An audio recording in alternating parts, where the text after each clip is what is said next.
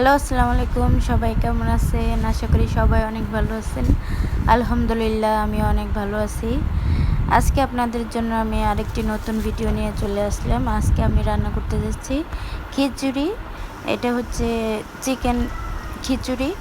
মুরগির সাথে আমি মুরগি দিয়ে খিচুড়িটা রান্না করব। প্রথমে আমি ওখানে হচ্ছে যে চাল এবং পোলাও চাল এবং হচ্ছে মসুরি ডাল আর সাথে মুগ ডাল নিয়ে নিয়েছি। তারপরে এখানে মুরগিটাও ভিজিয়ে নিয়েছি।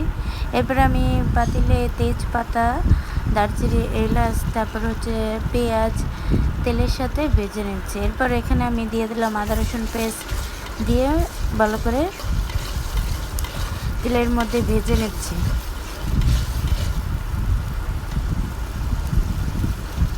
এখন এই তো এখানে ভাজা হয়ে গেছে। তারপর আমি দিয়ে দিলাম একটা টমেটো কুচি। একটা টমেটো কুচি দিয়ে আমি পেঁয়াজের সাথে টমেটো কুচিটা ভেজে নেব।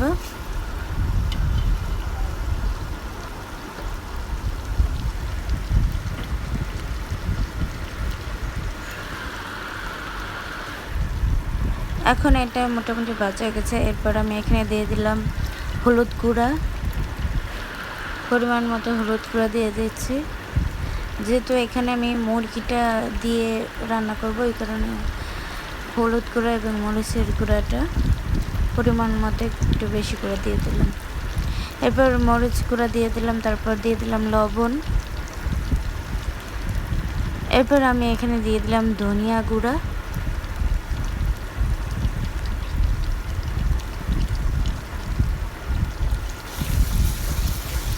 তারপর এখন আমি পুরো মশলাটা ভালো করে কষিয়ে নেব। সামান্য একটু পানি দিয়ে মশলাটা এখন ভালো করে কষিয়ে নেব।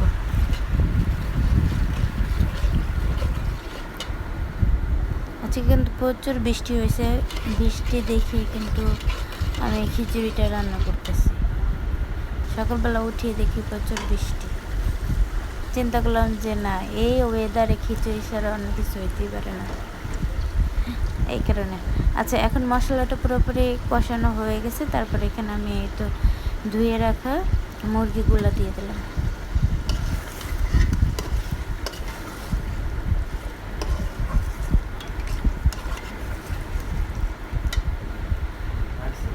এখন মুরগিটা কষিয়ে নেব। এই তো আমার মুরগিটা প্রায় কষানো হয়ে গেছে। আমি কষানো মধ্যে মুরগিটা একদম 60-70% কুক করে নেব।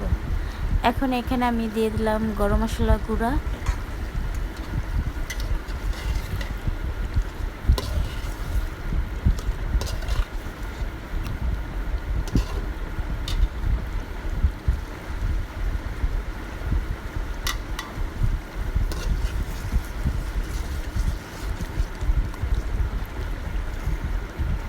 এখন দেখেন এই যে এখানে মুরগিটা সিদ্ধ হয়ে গেছে।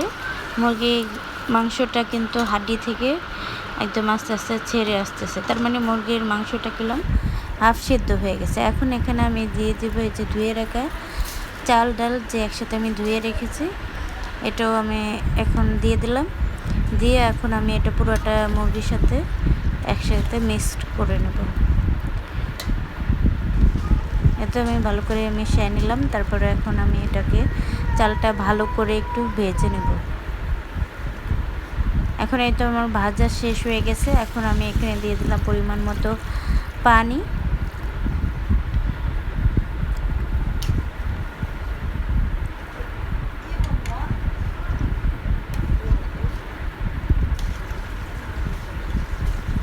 পরিমাণ মতো পানি দিয়ে আমি এখন নেড়ে চেড়ে রান্না হতে দেবে খিচুড়িটা।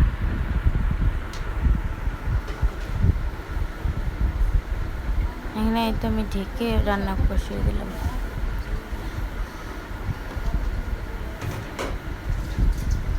এই তো দেখেন আমার খিচুড়িটা প্রায় হয়ে গেছে। এখন এখানে আমি দমে দিয়ে দিলাম। এই তো আমার খিচুড়ি দম এখনো হয়ে গেছে। এই যে তো দেখলাম যে না, আমার খিচুড়িটা পুরোপুরি একদম পারফেক্টলিভাবে হয়ে গেছে। এই তো আমার খিচুড়ি রেডি। তারপরে এখান থেকে এখন আমি শসা কুচি, টমেটো কুচি, তারপর পেঁয়াজ কুচি, কাঁচামরিচ কুচি, পরিমাণ মতো একটু লবণ দিয়ে আমি এখানে সালাডটা তৈরি করে নিতেছি। তো এই তো আমার সালাদ রেডি। এরপরে এখানে আমি এই যে লেবুটা কুচি করে নিলাম। এখানে তো আমার খিচুড়ি রেডি। এটা ভাবি হচ্ছে যে সবাইকে সার্ভ করে দিতেছিল সবার জন্য প্লেটে। ভাবি এটা সবার জন্য রেডি করতেছিল।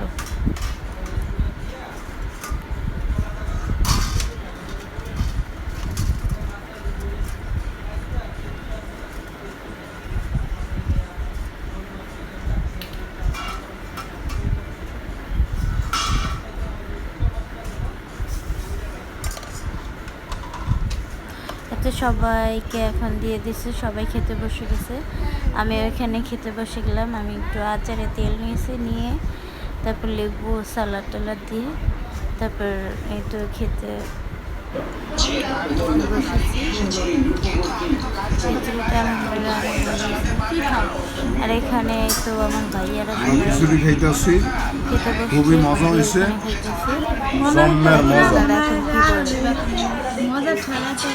হয় অনেক মজা হয়েছে, অসাধারণ একটা খাবার। খিচুড়ি পরা চালটা পাকাইছে, সাথে আছে আমের আচার, আছে মুরগির মাংস, আছে গরুর মাংস, সেই মজা হয়েছে। কি খাবা? আমার বাবা খালি মাংস খায়। আব্বু কেমন হয়েছে একটু খুললা কও। মজা লাগে এল্লা খাইবা?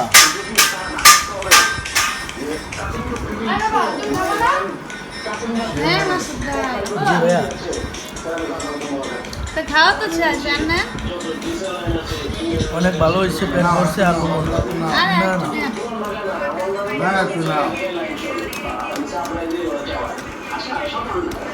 আন্টি যে কি খায় একটু বেশি করে খাইতে পারেন না?